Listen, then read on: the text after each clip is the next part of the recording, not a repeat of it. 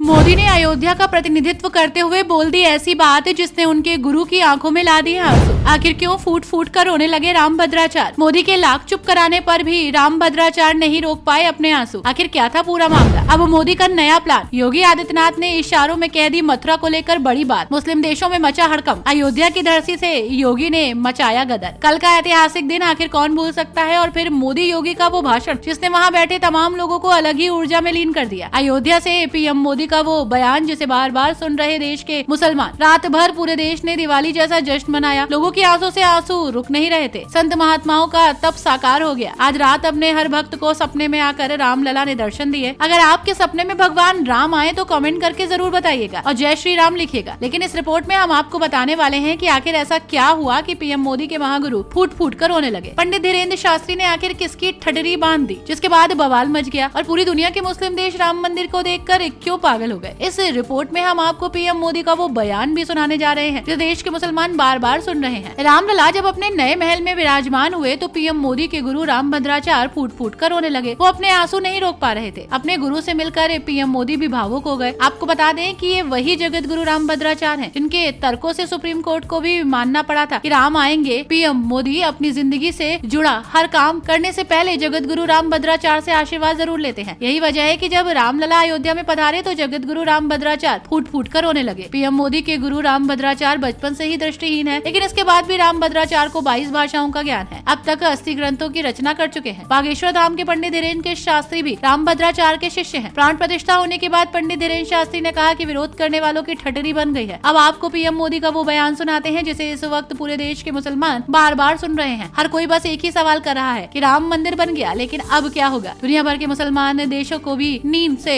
जागना पड़ा। उनकी नींद टूट रही है। अब ये तस्वीर देखिए जिसमें पीएम मोदी जमीन पर लेटकर रामलला को साष्टांग प्रणाम कर रहे हैं। पीएम मोदी जब भगवान राम से मिलकर बाहर आए तो भावुक हुए। यहीं से भाषण देते हुए पीएम मोदी ने कहा कि हमारे राम अब टेंट में नहीं मंदिर में रहेंगे। इसके साथ ही पीएम मोदी ने ये भी कहा कि सैकड़ों साल पहले सनातन को खत्म करने की कोशिश की गई, लेकिन राम भारत की रग रग में है। पीएम मोदी ने कहा कि हमने जो प्रण लिया था वो प्रण पूरा हुआ। पीएम मोदी के इस बयान को सुनकर पाकिस्तान ने कहा कि भारत में जो हो रहा है इससे पता चलता है कि वहाँ अब हिंदुओं का दबदबा बढ़ रहा है, जब पूरा देश रामलला के रंग में रंग चुका है। देश के मुस्लिम पीएम मोदी का एक बयान बार बार सुन रहे हैं। जानकर आपको हैरानी होगी कि कई मुस्लिम धर्मगुरु भी भगवान राम की प्राण प्रतिष्ठा में शामिल होने के लिए पहुंचे थे। अब आपको सीएम योगी का वो बयान सुनाते हैं जिसको लोग बार बार सुनना चाह रहे हैं। जी हाँ, जब योगी पीएम मोदी के सामने ही मंच से दहाड़ने लगे और सामने साधु संत खड़े होकर तालियां बजाने लगे। जिस गोरखनाथ मठ के महंत योगी से पहले उनके गुरु भी भगवान राम के लिए लड़ाई लड़ते रहे, विरासत में योगी को भी ये लड़ाई मिली। योगी जब मंच पर थे तो बहुत क्रोधित दिखे। कुछ देर के लिए योगी आदित्यनाथ लगता है भूल गए थे कि उनके बगल में पीएम मोदी बैठे हैं, लेकिन योगी ने जो बयान दिया उसके बाद माहौल बदल गया। सीएम योगी ने कहा कि अयोध्या की परिक्रमा में अब कोई बाधा नहीं बनेगा। योगी आदित्यनाथ ने कहा कि अब अयोध्या की गलियों में गोलियों की गड़गड़ाहट नहीं सुनाई देगी और न ही कभी अब कर्फ्यू लगेगा। ये बयान सुनते बैठे सामने साधु संत खड़े होकर तालियां बजाने लगे, जय श्री राम के नारे लगने लगे। आज रात भर